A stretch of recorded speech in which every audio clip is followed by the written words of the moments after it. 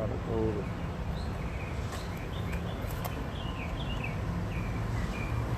switch to call. And here, click there. And we are going live. It says checking connection. Okay. So, okay. I'm gonna wait to see how many bring it up we have. Oh, you going? Oh, that's okay. Good. We have people coming on slowly. That's live from yours. Okay. Is that gonna affect the signal on this one? No, it's not. Okay. Are you in live on Facebook? You on Facebook? Right. Good afternoon, everyone. We're just going to build up just a little bit. Had a little technical difficulty in trying to ensure that we have signal. The Wi-Fi for some reason is down here at the Dorsey House, so we had to go to the phone internet. So we hope that we don't have any issues going forward. I see my staff is coming on slowly. Great to see you, Jocelyn. Great to see you, Lewis. Online. Swamp Maid, appreciate having you here. We're waiting on, I don't know who we have yet on Facebook. Instagram, right? We're waiting on Facebook to come aboard. All right, see you. KPZ has joined, waving. How you doing? We're just building our audience up a little bit. This is going to be hopefully exciting for everyone as we broadcast live here at the historic D.A. Dorsey House. I don't know if anyone has ever been to D.A. Dorsey House. We just hope that you enjoy this, and it brings a lot of just trying to make some adjustments with the holding on this stuff. So we're building up. We're waiting. Welcome for our virtual Safer at Home series. We're getting ready. We're right in front of the D.A. Dorsey home, getting ready to take you into the home, staying safe as much as possible.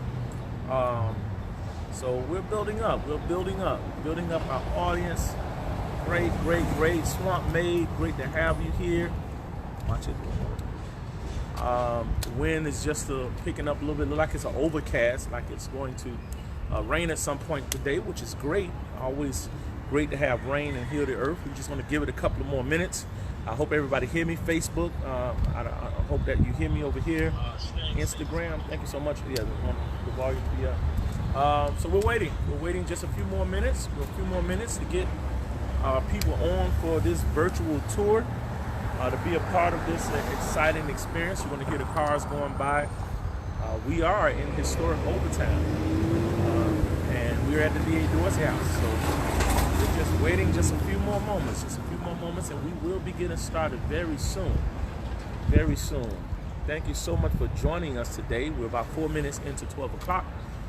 Just want to give people a little bit more time to get on and get plugged into this experience. Welcome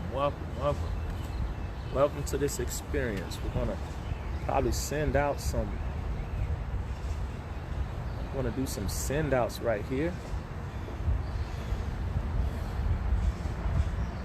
Send to remind people of this virtual experience. Hopefully the kids don't have too much homework today or schoolwork, and some people will allow their children to get on and join us. All right, we're gonna do some awesome. Thank you, KP. I don't know who's on my Facebook here, but we're trying to get more people on so that everybody here from the beginning of this historic opportunity. Got people blowing here as they pass by the historic D.A. Dorsey House, which is on a major thoroughfare here in Overtown, which is Northwest 9th Street. And I think we're going to get started. I believe we're going to get started. Don't want to delay everyone's time, especially those that have joined us this day to be a part of this experience here. We're standing in front of the historic Dana Albert Dorsey's home. D.A. Dorsey, who is the first black millionaire in Miami, known for purchasing of Fisher Island known for many things. Our archivist, Jocelyn Hurtado. No, I'm going to say it like she said it on Monday. Hurtado. I'm going to say it correctly. I hope I said it correctly, Jocelyn. Hurtado. We want to, as she stated on Monday, the many things that D.A. Dorsey was noted for here in Miami, beyond Miami, Quitman, Georgia, and moving down. The D.A. Dorsey House was built as a gift. D.A. Dorsey built this house as a gift for his wife, Rebecca Dorsey. And this, considering in the 1920s, was considered a mansion, especially here in the Overtown area. Is considered a mansion, the way that he built this home. This home went through a lot of transition over the years. We also realized that in the 80s, our founder, Dr. Dorothy, said it, she said H is silent, Hurtado. Yeah, so our founder, Dr. Dorothy Jenkins Fields, and her team, and I'm calling this her A-team, because Dr. Fields, a lot of times she always slapped me on the wrist because she always tell me that she didn't do this by herself. She had a team of people. She had a team of board members that existed, that helped her push the Black Archives efforts. I've been contemplating doing adding another episode that speak to those giants that really existed in helping the Black Archives get off its feet. So stay tuned for a new episode that I may be starting that will talk about past people that are yet living and those that are passed on that really helped Dr. Fields in her efforts to get the Black Archives off its feet, as well as save what we have behind us, is the historic Dorsey House. I see you.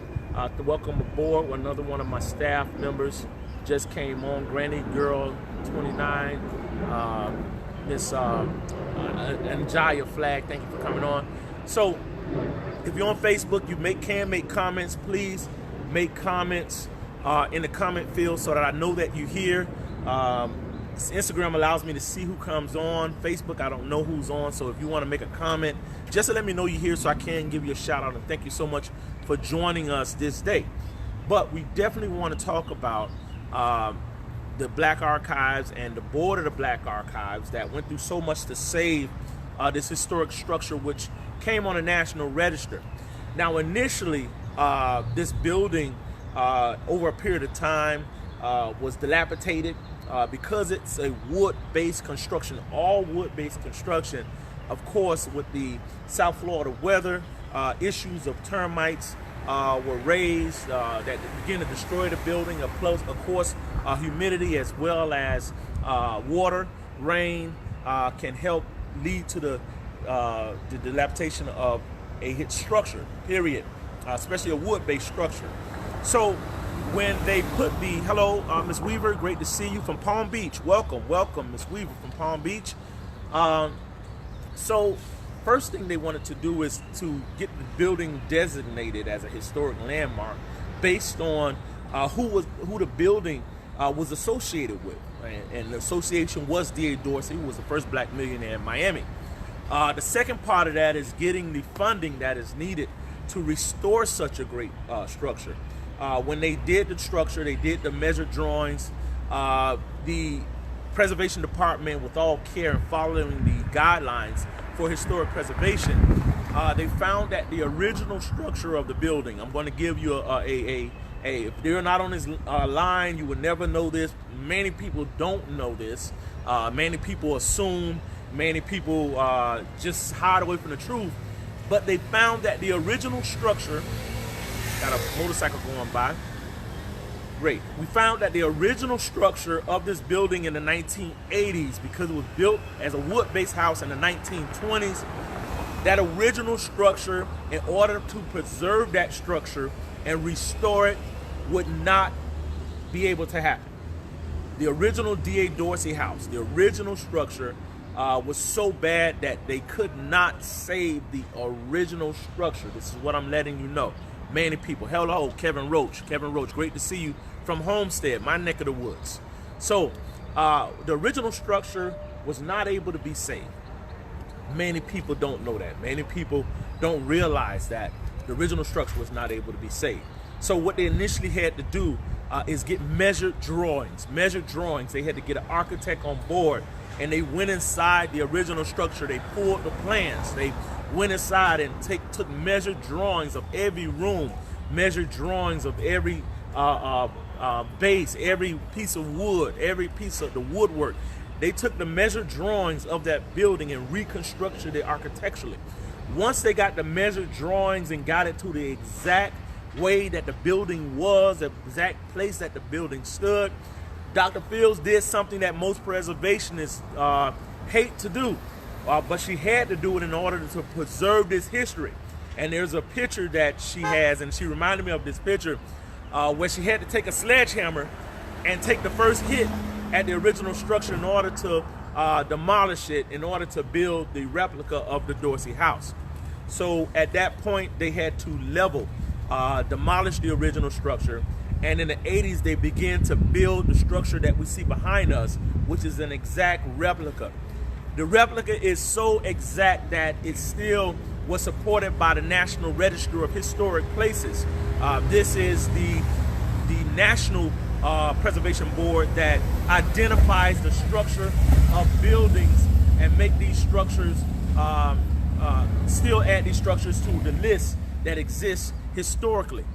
Just had my City of Miami police pass by. They're passing out food to the homeless on 2nd Avenue, and we're going to get noise here and there. So the original structure, they was able to build this replica of the historic D.A. Dorsey House to the exact location that D.A. Dorsey's daughter, who was adopted, to the exact replica that D.A. Dorsey's daughter was the first person to walk through the house and walk through it and gave the tour, because it was to its exact replica. So as we begin to go into the structure at that time was open. Later, the structure started as a welcome center with a butterfly garden. The Black Archives in the 80s made this happen. And eventually, the question with historic landmarks has always been the adaptive reuse. What do you do with a historic structure? And that's the question that we get at the Black Archives all the time. What do we do with a historic structure once it is reopened? Once the structure reopens, what do you do with it? How is it going to be a part of the community in which it sits? So over a period of time, the Black Archives, eventually, this was before my tenure, they eventually rented the facility out as an office space. There was an office space for many years that existed inside of the Dorsey House, and then later they rented the facility out to I think it was a clothing shop, Chapter 21, if I'm not mistaken. And I do want to point out that office space was used by the Collins Center. The Collins Center used it as an office space. Then it was Chapter 21. After Chapter 21 folded, the Dorsey House was home to the name of the company, Dress for Success. That was the name of the company. It was home to Dress for Success, a not-for-profit organization that, let me shift this camera just a little bit over here so we can get a better, closer shot as Facebook. Dress for Success was home to the Dorsey House, but tragically, because this is a wood structure, because we're in Miami, we're in a place where the humidity, we're in a place where weather plays a role to the longevity of historic structures. The building began to take and decay. One interesting thing to note about this structure, which we have a model on the inside, but I'm going to see if I can. Well, I can't scan up. Try to scan up a little bit, but you can't get a good angle here. But one thing I want to point out about the structure of the home is that the roof is a wood-based slate, cedar shingles, and the wood is wood stake shingles for the roof. It's not asphalt that we're used to seeing in Miami now. It's not tartile that we're used to seeing that stands up to hurricanes and stuff like that. It's a wood shingle roof. So rain plays a vital role. So during the tenure that it was housed, that Dress for Success was housed here, the building began to run into issues of decay, where the roof began to be damaged. And not only that, I want to point out, and did you know as well, Hurricane Wilma in 2005, if you can remember correctly, Hurricane Wilma really took a toll on the facility, took a toll on the roof, to a point where the one part of the roof was open and it was taking in rain. So at that time, we had to shut the structure down. We had to move Dress for Success out of the Dorsey House. And for many years, after 2005, the house sat dormant because the Black Archives, being a not-for-profit, and I'm taking a plug there, not-for-profit work is difficult because you're so dependent on memberships. You're so dependent on people that give donations. You're so dependent on federal, local government funding. So we were unable to acquire the funding to get the house repaired right away. So therefore the house sat for many years empty, closed up, and I began to seek, as a director when I came on, began to seek funding to try to get a restoration to this home. And we're excited because around, I believe it was around 2014-15, that I began to really take some traction on getting the funding to restore the house. Was able to get a grant, and I want to give a great shout out to the Southeast Overtown Park West Community Redevelopment Agency and its board of directors, I was able to secure just $150,000 to restore a house that had a completely bad roof, as well as wood siding was damaged by termites and it was damaged by water. So I completely had to begin to take the 150 and get this building restored. Now, the interesting thing about it, and I want to explain to people, so a little did you know, this is also a did you know about this particular historic site. While I was trying to secure the grant from the CRA, tragically, the house was vandalized. Some vandals got into the house and they ripped all of the copper out of their walls for the electricity. They ripped all of the copper for the air conditioning units and totally destroyed the air conditioning units.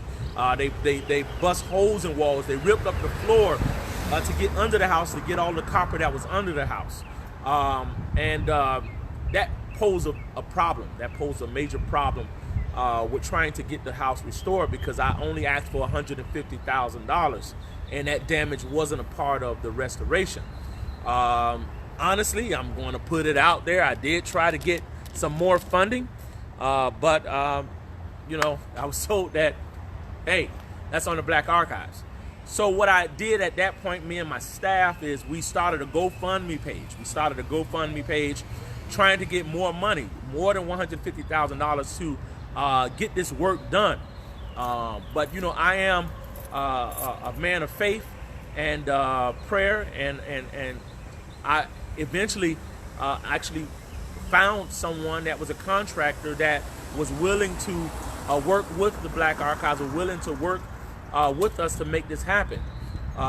It was a great opportunity that I was able to find, and I'll put out there, Roofs Are Us, came along, and we began to talk and strategically talk about how we can make this happen, where the finances were.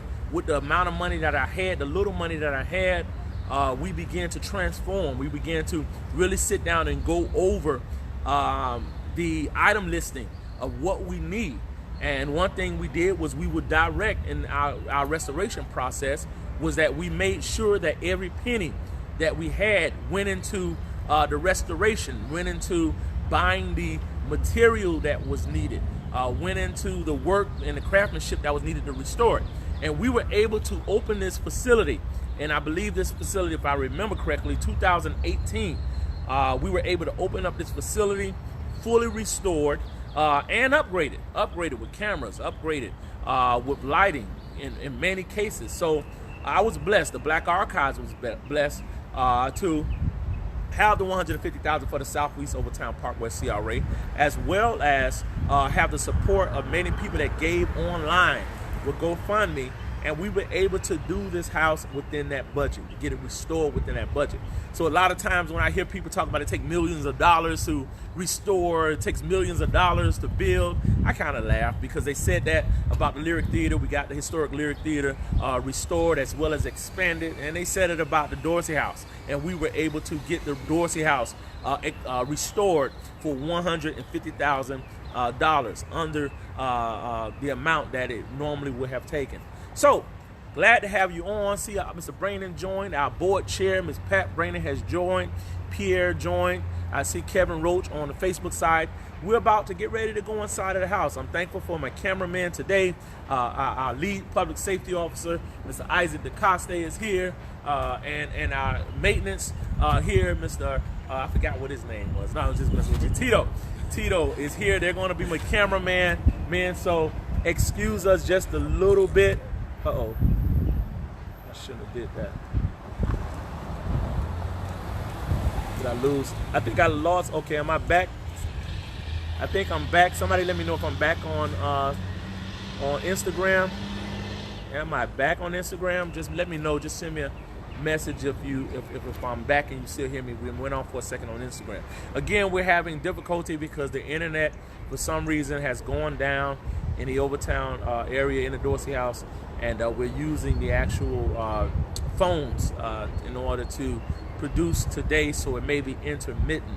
Am I back? Thank you, Ms. Brandon. I am back. We're going to take a walk. I want to just point out, I'm going to step to the side briefly and just point out the original structure, the way that the house was restored, with the railings as well as our rocking chairs on the porch. We're going to take a brief walk, maybe on the outside of the structure, and talk. And we're going to go from there. You ready, guys?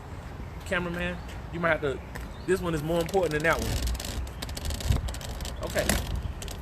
So, hopefully, you got to stay side by side. You know, yeah. So, we're coming into the gate of the Dorsey. We're looking at the porch of the Dorsey this way. So, what we're doing is you got to stop that one, man, and focus on this one. Yeah. So, just want to walk around just the structure a little bit, the Dorsey as much as possible. Just point it out. We're going to come from this angle here and let you see the house that's set on 9th Street. Right there is good. Right there is good. Great. Just let you see if you see. Stop it. Yeah. So I want to get you on this angle so you can get actually the siding of the house. This is wood base. You don't see this too much in Miami anymore. That's being picked up on this screen. You don't get to see that too much, but it is fully wood base. When we restored it, we wanted to make sure that we kept with that in mind. Just going to angle up just so you can get a good angle on the structure from this angle. Bringing the microphone out. Oh, don't worry, but you can leave it out. Leave it out. And excuse us for our I'm not doing a selfie stick this week. That's fine, we don't need it. Please, you put it in your pocket. And you can leave that stand. So, just want you to get a gander of the structure. If you've never been to the Dorsey House, anybody online, can you tell me whether you've been to the historic D.A. Dorsey House before? The first black millionaire in Miami, once owner of Fisher Island. This is a side view of the home. We're going to now take a small walk down the driveway. You can leave it over in the cut. I don't think nobody can take it. We got to change the batteries in that light at some point, but we'll figure it out. So we're just going to take a... Y'all stay close, man. Stay close, stay close. No, stay close to me. Oh, yeah. Stay close to me. Want to angle on the house just a little bit. As we walk, not too, just a good angle. There we go. Yeah, we were working with the cameras and making sure that we getting a good view, walking toward the back of the house. I want to give you the vicinity of where we are if you've never been here. Right behind us, our neighbor is Bethel AME Church. And that's the church that you see right here behind me. Bethel AME Church is there. Mount Zion, which is one of the first churches in Miami, established in 1896. And somebody say the front looks different from the original. No, it's exact replica of the original. We have the photographs to show you that. But yes, the front, 1920s, is the exact replica of the original. So, Miss Weaver, it is the original. The Mount Zion Baptist Church is over here, which is on 3rd Avenue and Northwest 9th Street. So, D.A. Dorsey House sat fairly in a great area and vicinity. So we just wanted to point out the back area of the house, the structure, the footprint. Yes, D.A. Dorsey on Facebook, Mr. Roach, was the owner of Fisher Island before it became Fisher Island. And we're going to talk about that on the inside. So we're going to go on the inside. We're going to see how everything's going. Come on, guys. I'm going to start walking on the inside. I'm going to grab this right here. Keep angles on the house.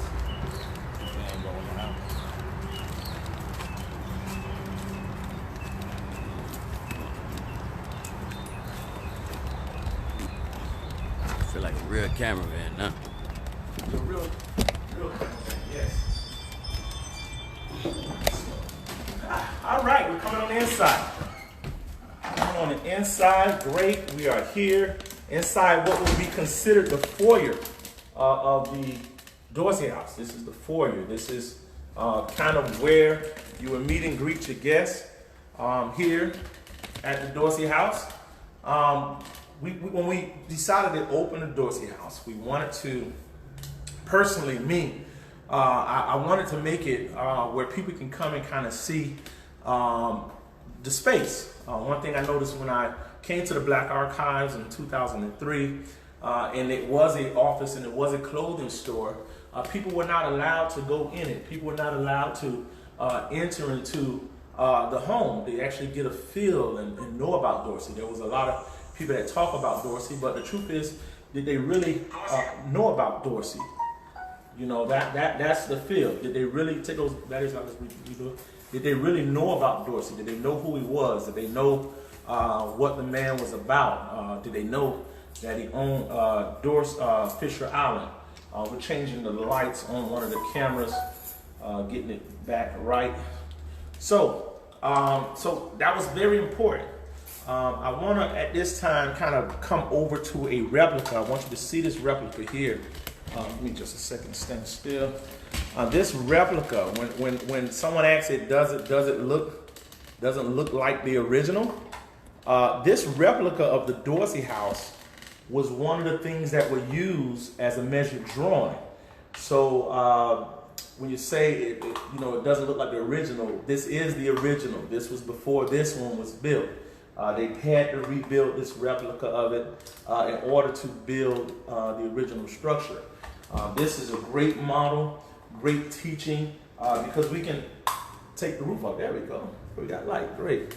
Take the roof off, and then we can talk about the structure itself and how it was built in the 1920s. They did this in the 80s before they knocked down the original structure.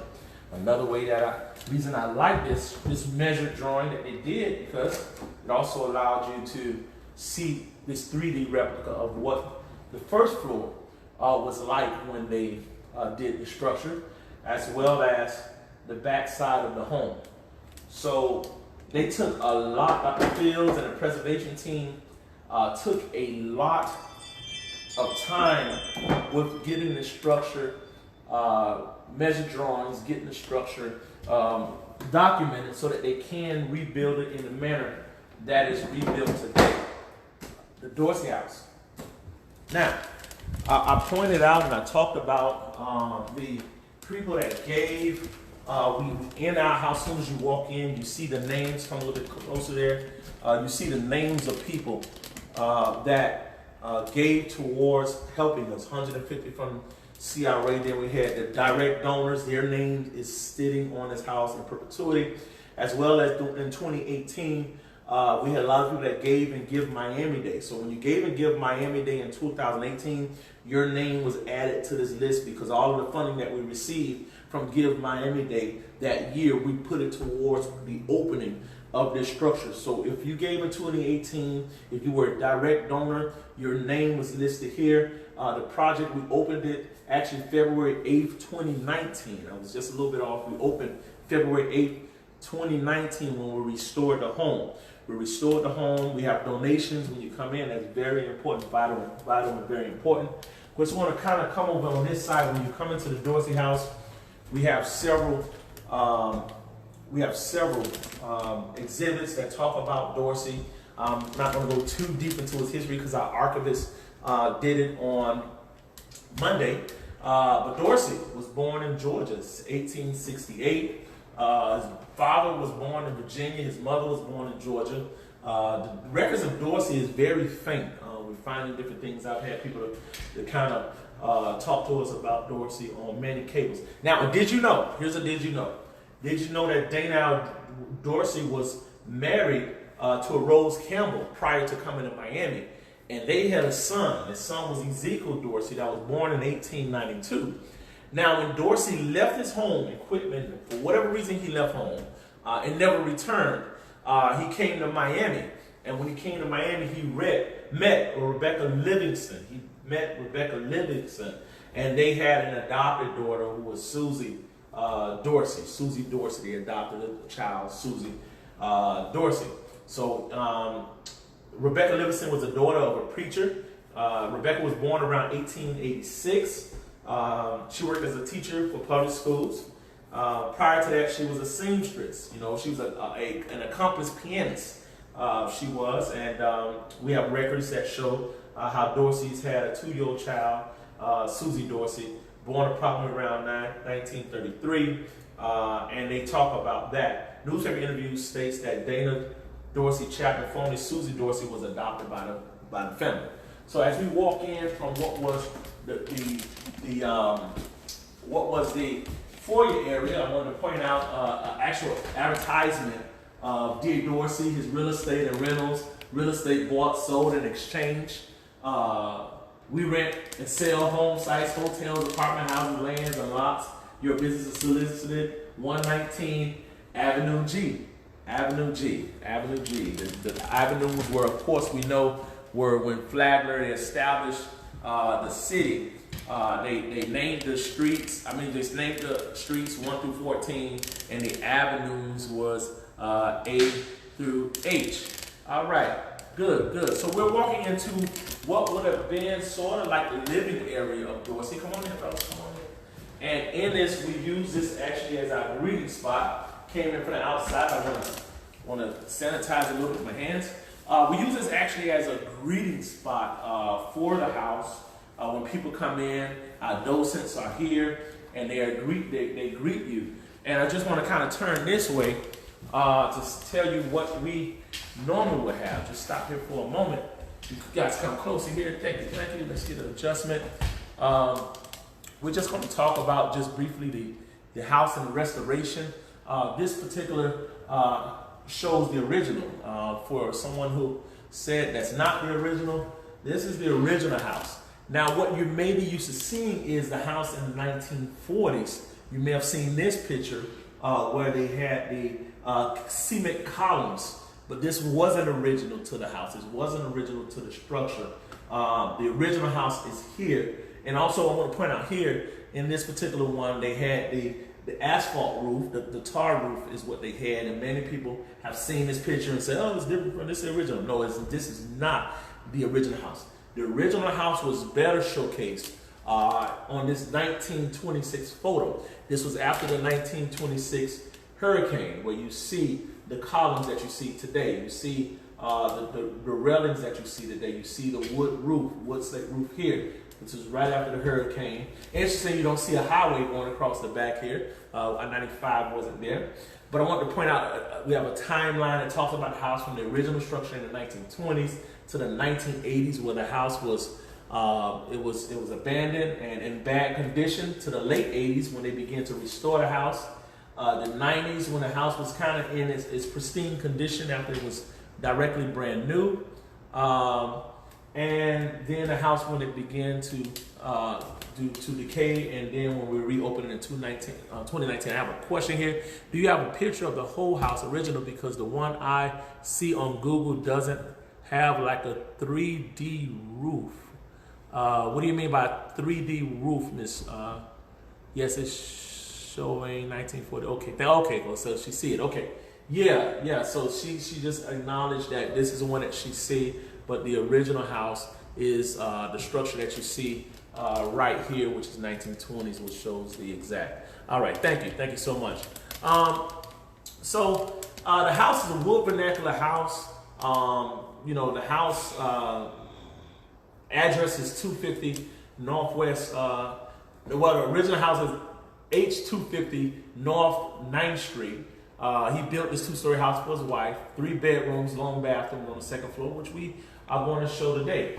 As we go across and we talk about the exhibit, we also talk about architectural styles in Miami that justifies the vernacular 2 styles, the Bahamian conch style, as well as the frame vernacular style that the Dorsey House has. In terms of the low gable roof, the horizontal weathering boards, the square spokes, the high porches. Then you come out and you see the frame vernacular style that has the same but wood posts around the shedded roof that's here, overhanging eaves. These are 2 styles that identifies the Dorsey House. We talk a little bit about what happened. I did mention in the original story of how after Wilma came in and really knocked a hole in the roof. These are pictures of what happened with the house, the roof where water came in during Wilma that helped destroy the house, and some damage that's here that we had documented and we keep documenting on the Dorsey. Now, we're going to go on this side. We're going to talk about tracking the Dorseys. We had the archival department, everyone went in and began to talk about tracking the Dorseys. Of course, the main way, we're going through it now with the 2020 census, but the main source of information for many of us has always been the census, has always been the U.S. Census. 1900 U.S. Census, it shows Dana Dorsey here. Then we come to 1910, where we're tracking Dorsey here as well, Dana Dorsey. And then we come over to the 1910, and then by 1920, it shows Dana Dorsey and Rebecca Dorsey in the same domicile. So if you look at 1900, it was just Dorsey. It was just Dorsey here in Miami. 1910, still just Dorsey working. And then by 1920, Dorsey had added his wife to the census. So that information is one of the major things that we have. Now, here's Rebecca Dorsey standing. You get a little bit closer. This is Rebecca Dorsey standing right in front of the Dorsey house, right here on 9th Street. That's the house. When you look at the columns, you see the columns. We still exist with the columns. You see the railings still in the same condition, and the step up from the front. So we took great, make sure we really followed those codes and those things of that nature. But this was Dana Dorsey. One thing I want to do is create a replica, some type of bronze statue at some point. So when you see us starting to try to collect money, a bronze statue that's exemplifying Rebecca standing in front of the Dorsey house like that, it will be coming soon. So that's the one thing I want to do during my tenure here. I want to point out, everybody talks about this. This is island outside of Miami. We can zoom in a little bit. Good. Island outside of Miami. Good, right here. This article here talks about D.A. Dorsey and his purchase of Fisher Island. This is an actual news article. It said, island opposite Miami sold for color resort. It goes later to say Negro buys 2/3 of Key and plans to erect hotel, bathing pavilions, and make other improvements. And they're going to talk about the deal that Herman Walker had with Dorsey and sold the property. We have images of that land that Dorsey purchased, which is, we know today is Fisher Island that was developed. We also talk about the history of the home. what happened in 1983 when it transitioned. And we're going to keep coming forward just a little bit, coming in on this side, on what would probably have been the dining room for the Dorseys. This would more than likely been their dining area. Inside this area, we showcase just a little timeline. This is actually Dorsey, an image of Dorsey that we had. I know the archivist showed you one image, but this is another image that we have of Dorsey here. And we have a timeline of where Dorsey kind of was at different points of his time. We also pointing out, remember this is what census is this one? This is Dorsey and Rebecca. It may have been a blow up of, it's the 1930 census that we pointed out. Now something she talked about was Dorsey was not just a landowner, and I kind of want to zoom in, come in close guys on this information right here, which you don't hear people talk too much about, but Dorsey had a patent. He had a United States patent on a plane part. We have that patent, we have those documents, we have that paperwork where he sold this to the airline industry, and he developed whatever this part was, and we have those papers on display. Now, after a while, we know that D.A. Dorsey eventually passed away. We know, if you're not aware, D.A. Dorsey's his final resting place is at historic Lincoln Memorial Park Cemetery on 30th Avenue, 46th Street here in Miami. His mausoleum, you can see it from the road. It's as soon as you come into the cemetery to the right, that is D.A. Dorsey, where his final resting place is.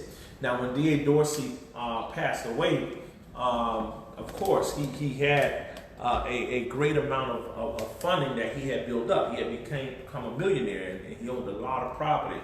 And the daughter, to everyone's recollection and knowledge, was always Susie Augusta. Susie Augusta, which you see here, was always known as the daughter of Dorsey. So, of course, who would get all of the funding should have been his daughter. Kelsey Farr he was designated the administrator of Rebecca Dorsey.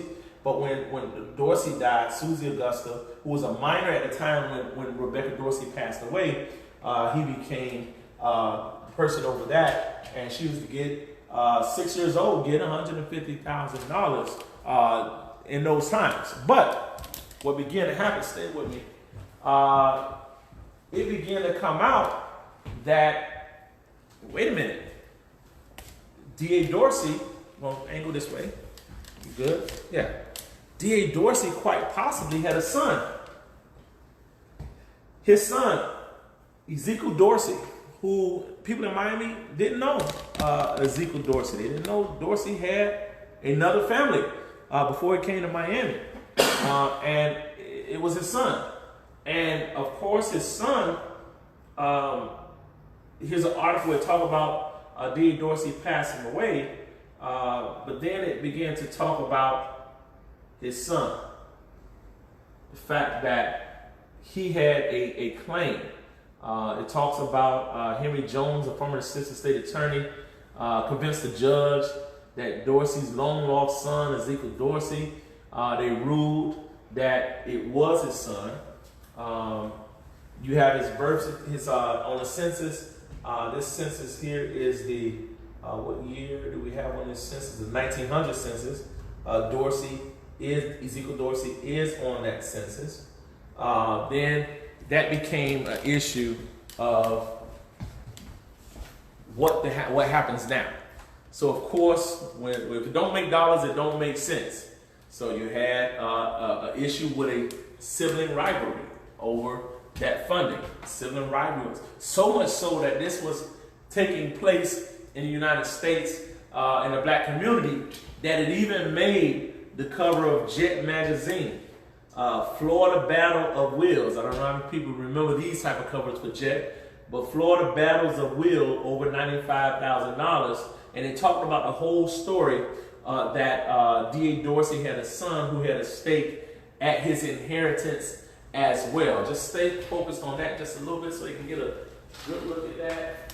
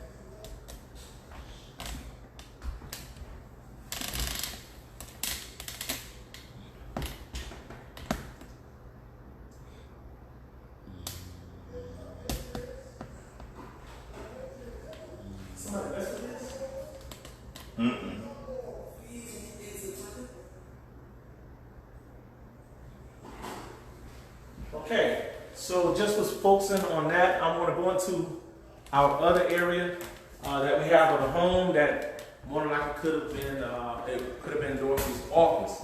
But this room is a special room for us because we've converted this room here to our celebration of our 44th president. If anybody ever, I don't know if you were able to visit the exhibit that we had honoring Barack Obama. This is one of the busts that was a part of that exhibit that we did with the Charles Wright Museum. And we still have this bust here. So we kind of dedicated this room to the success of our 44th president, who we greatly miss right now. And if you come into this room, it will show you not only information on our former president, but it would also have his quotes lining the wall. And if you're feeling a bit nostalgic, we have his speeches that are constantly on repeat in this facility. We also have another one, video running of his time in office here. Move to the side here. No, move to the side just a little bit. But most important that we have in this room is we have this right here.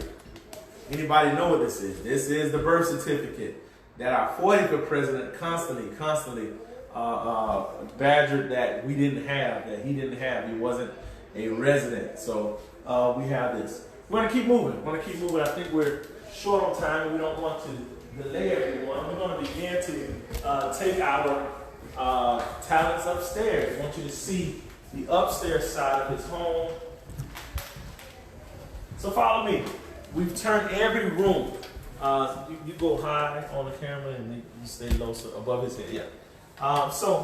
Let Tito come first. Yeah. Nice. Yeah. So, we're going up. Information on Dorsey. I wanted to mention that article. This was in the Miami Daily Metropolis, Wednesday, May 1st, 1918, and here we go with that. Ad right here on the front page of this paper. Island outside Miami sold for Colored Resort. 1918. This was in the Miami Metropolis. That's equivalent to the Miami Herald. We're going to keep moving up.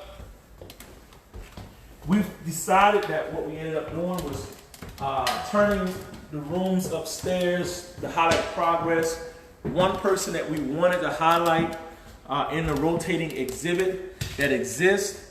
We wanted to highlight this man right here, who is Purvis Young. Purvis Young was a Overtown street artist that would paint daily. Purvis Young would. Oh, okay. She said, "I like how we added the birth certificate." Thank you. Purvis Young was a street artist who would daily paint on whatever he could find. He would paint on wood. He would paint on masonite, carpet, doors, metal, whatever he can paint on. He would do this in the Overtown area. Many consider Purvis to be crazy, but I would like to, if you're not on your phones or if you're near a computer, I always do this. I tell people to Google Purvis Young and press shopping. Google Purvis Young and press shopping. And when you Google Purvis Young and press shopping, you're going to be amazed at the price of his artwork, the price that his artwork is being sold for. Many people, talk about Purvis Young, but at some point, Purvis began to make a lot of art that used to hang on these stages, and we hung a couple of his pieces. The Black Archives started with about maybe 13 of Purvis pieces. I believe it was donated to us by the Rubel family. And at that time, our 13 pieces of Purvis Young that we own was valued at $2.7 million. $2.7 million by Sotheby's. We have over 400 of Purvis pieces now at the Black Archives. He's an amazing artist. I'm showing you just a few of the pieces that hung. If you look at the artwork, carpet, he would paint horses, he would paint horses, he would paint people with heads, a lot of time with crowns. You see this particular piece here is painted using wood, using carpet. You come over here, this is one of my favorite of Purvis pieces that I really like. This particular piece is the funeral procession. If you see the horses, the squiggly lines, and you see them carrying the casket, he painted about what he saw every day. Coming across this particular untitled piece is a prime example of clashing colors and expressionism. It holds 3 humanoid figures riding a horse that can be identifiable. One thing Purvis said is, I had 3 brothers die because of drugs. I don't want to speak about it. I paint angels coming down to help the police. So this was the type of person that Purvis was. Here you got another wood piece that depicts humanoid figures in a line formation with a red zigzag line around them. Some of the humanoid figures are depicted with red, black, and white. The letter V intersects the middle of this particular piece. To the right of that letter, above the figures, is rectangle outline in black as well as in red. A lot of times for me, that signifies coffins being carried because of the vicinities of the churches. Here's another great piece by Purvis that we have. I just want to point out, this is another one of my pieces that I love that we have with Purvis. This particular piece is a larger piece, all wood based, wooden rectangle piece with yellow color scheme. 2 large human figures that are in the space. In front of the face, left of black and small head is a circular line that represents angels that he talks about, as well as, if you can see, the apartment buildings that are located in here. And if you can see here, this truck that is located here. Purvis painted about what he saw. And a lot of times, before the tunnel, a lot of trucks would, let me stay on the photo a little bit. A lot of the trucks would drive on the surface areas of Overtown. The rigs going to the port. This is all you see coming off the expressway, 8th Avenue, 8th Street, is the rigs passing by. You see the Dr. Nathan Cunningham talks about a world more concrete. And if you see there's 3, 4 apartment buildings side by side here. But Purvis still, regardless of what the drugs and things that nature, he always saw the good in people, and that hence the halo that is around the heads of a lot of his drawings. We're going to go into the second room of Purvis' drawing. We normally have a video playing of Purvis, but the video isn't playing where he's talking, but we have other images of Purvis. Again, if you look at the many trucks that are here, that you see, the apartment complexes and the people lined up. This is what he saw daily in the Overtown area. Quotes of Purvis. When I was younger, I spoke out.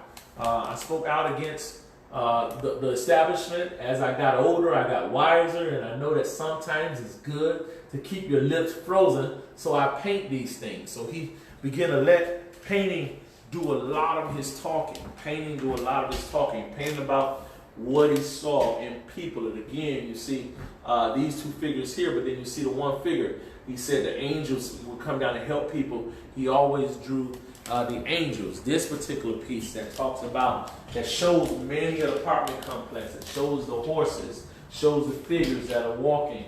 This was his signature. This was Purvis' signature.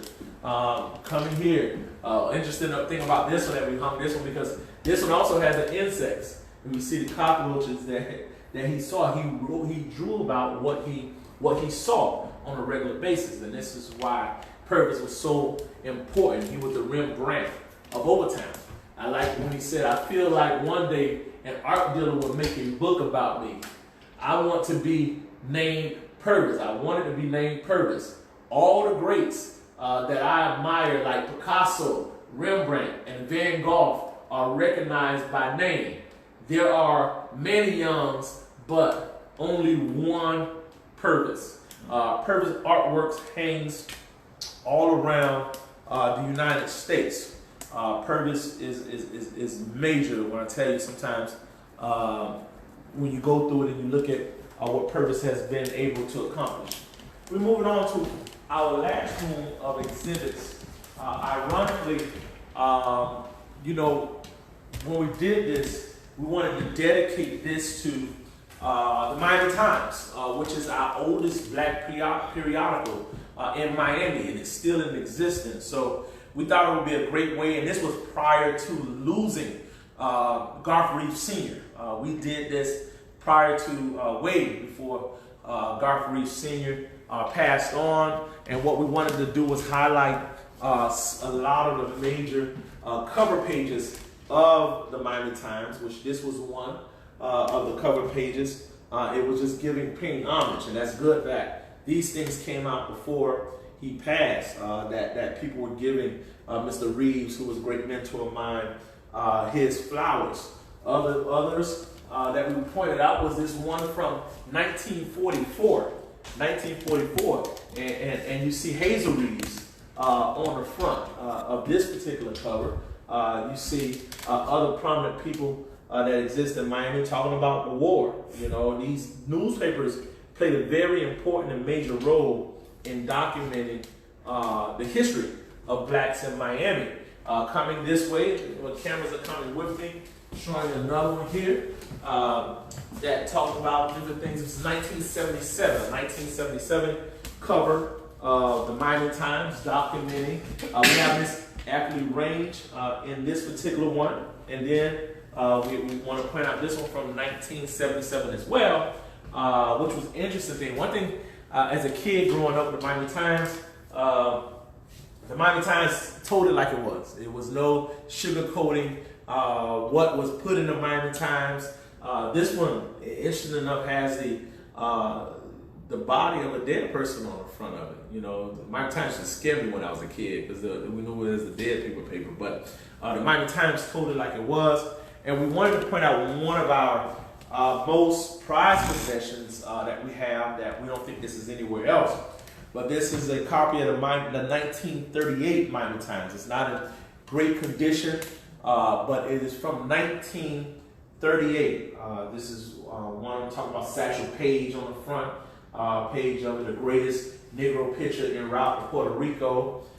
Interesting enough, in this particular document, it also had a man by the name of Stanley Sweeting used to do the linotype, where he talks about things that are going on in the black area.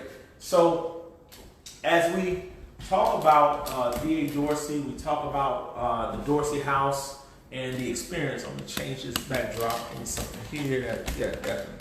As we talk about Dorsey, we talk about what we do as the Black Archives here in Miami.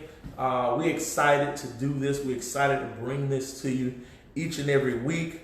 We hope that y'all see you, Joe to Hill. We hope that you guys will join us as we do different programming throughout this COVID-19. We want everybody to stay safe.